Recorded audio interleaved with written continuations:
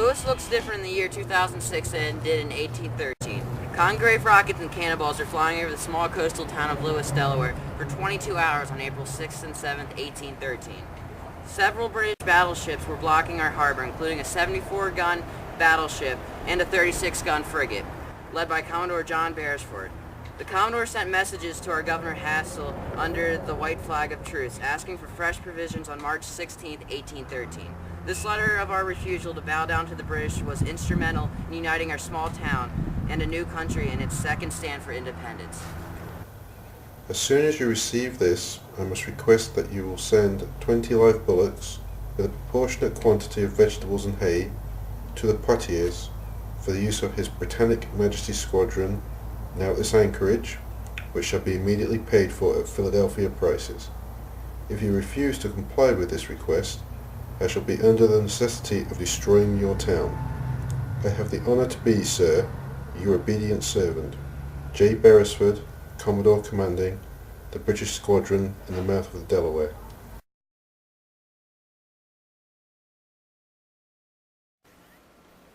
What events led to the attack on Lewes by the Royal Navy? Well, obviously the first thing that led to it is that they wanted to blockade the bay. The second thing is that when they got here, they had been traveling for a while, and they needed supplies. They needed water and food and bullocks or animals for the ship. And what they wanted to do, they wanted to come ashore and take those supplies from the people who lived here.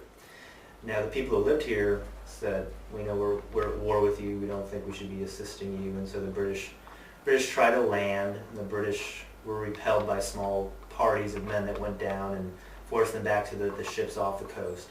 And so eventually the British were just mad at this situation. So they tried settling it diplomatically. They sent letters back and forth, and Governor David Hazlitt, who was down here in Lewes, would respond to the letters from John Beresford and said, we're at war with you. We're not gonna help you out. And the British replied and said, more or less, they said, do you realize you're dealing with the most powerful navy in the world, and we could just wipe Lewes off the face of the map? And essentially the Americans said, try it, go ahead, we'll call your bluff. And so basically it was just a situation. It was kind of a bully type situation. The British came in and said, if you're not going to give us what we want, we're going to destroy your town. The economic impact of Lewes was rather large, actually, as it was to Philadelphia, Wilmington, Newcastle, and parts of New Jersey, which is this. The basic idea of a blockade is to keep traffic, keep trade, like out of that store. That's why you blockade. And the British strategy, that was a standard British strategy. They did that during the Revolutionary War as well. They blockaded the mouth of the Delaware Bay. And they did so at the Chesapeake, and they did so up next to New York. The whole idea being that you just want to really hurt economically everybody that needs to sell something or buy something. And so the biggest impact to Lewes, which is your question, is that the cost of goods became very high. And so just buying your normal things, clothing from Europe, which is where a lot of the nicer stuff was made, to just bottles, to bottled liquors, to various types of foodstuffs, and manufactured products. Oh, one of our exports was also iron. I didn't mention that. England and Holland and Spain and France turned iron into all kinds of great things like tools, and those things we couldn't import either. And so the cost of any manufactured goods that would normally be bought were very expensive, and that was a major problem to Lewes and to the rest of the blockaded United States, was that just the cost of goods just got really high. Colonel Davis was in charge of defending Lewes. What was Colonel Davis's strategy in his defense of Lewes? Did the U.S. military send troops, equipment, and ships to help defend our local coast? Well, the Governor Hazlitt again, Colonel Davis was the commander down here. Governor David Hazlitt requested from the Congress that they send troops. They knew that this was a pretty important piece of land, pretty strategic entrance to Delaware Bay. And they were very concerned that there weren't enough troops down here. So they sent numerous requests to the Congress, and they really didn't go filled. They didn't quite get filled in time. They were At some points in time during the War of 1812, there were men camped out at Blockhouse Pond, upwards of a couple thousand men camped up there. During the bombardment of Lewes, though, Lewes was still waiting for those reinforcements. But during the meantime, Colonel Davis's strategy was to, I think, buy as much time as he could. He realized he had a few dozen men at the most to help defend the town against the British Navy. And so I think his strategy really involved buying as much time as he could, and then being as resourceful as he could too. There's stories about him using the cannonballs that the British fired, and he fired them right back to the British. There's the folklore about the people marching around town to make it look like it's a large standing army that was here. And while there's no way to prove that, sometimes those folk legends they come around because there's some kind of kernel of fact inside of them. So I think Colonel Davis's strategy was sort of twofold: to buy as much time and to be as resourceful as he could with the weapons and artillery that he had here.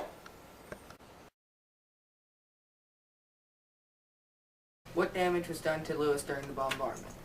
There was no loss of life, human life. There was the animals who were damaged. A chimney was toppled. A washerwoman was probably doing somebody else's wash by maybe taking it to her home on her head. And when she heard some of this noise and some of what was going on, the clothes fell off and she fell into the clothes and stayed there for a couple hours, so they say. But there was one door, and it was, somebody wants to say shattered. Now this is how myths get going. It wasn't shattered, it was damaged a little bit. And that door is in the Historical Society.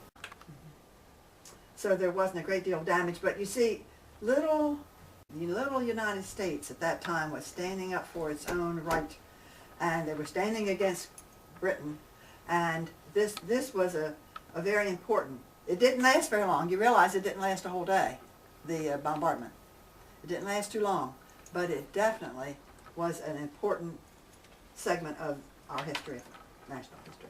What overall effect did the victory at Lewes have on the outcome of the War of 1812? In other words, how did the town of Lewes stand against the British affect the outcome of the War of 1812? The stand of Lewes against the British, if you want to it, they actually fought it off. The citizens joined the militia at times to actually help fight off this particular attack. And so Lewes, I can say, although kind of a smaller event, it was a bombardment. People from here fought back. It wasn't something that changed the course of the war's history. However, it did kind of show how solidified the United States and people in small cells with the whole country yet, how they were really seeing that this was a common enemy. This was somebody to fight off. Probably on the surface, a lot of people would say, how could a small town like Lewes have any impact on the War of 1812? If you read history books about the War of 1812, it's just a sentence if they mention it at all, that anything happened here. Certainly during the War of 1812, though, they had a lot different take on the matter. Within days, which was pretty quick back in 1813, they had reports that the British had attacked Lewes and that Lewes had effectively defended itself and didn't let the British further up the Delaware Bay, which was pretty major news at the time. You're getting this from Virginia and New York City, reports of this, newspapers in Baltimore and Philadelphia. This was pretty major news at the time, that a major American city was on the verge of possibly being attacked by the British Navy, directly, right up the Delaware Bay and River, right to Philadelphia. Pretty major news. So looking back on it, Lewis's achievement may get overlooked sometimes, but during the War of 1812, people were really aware of how important it was that really the second most important American city behind New York, was being defended down here at the Capes.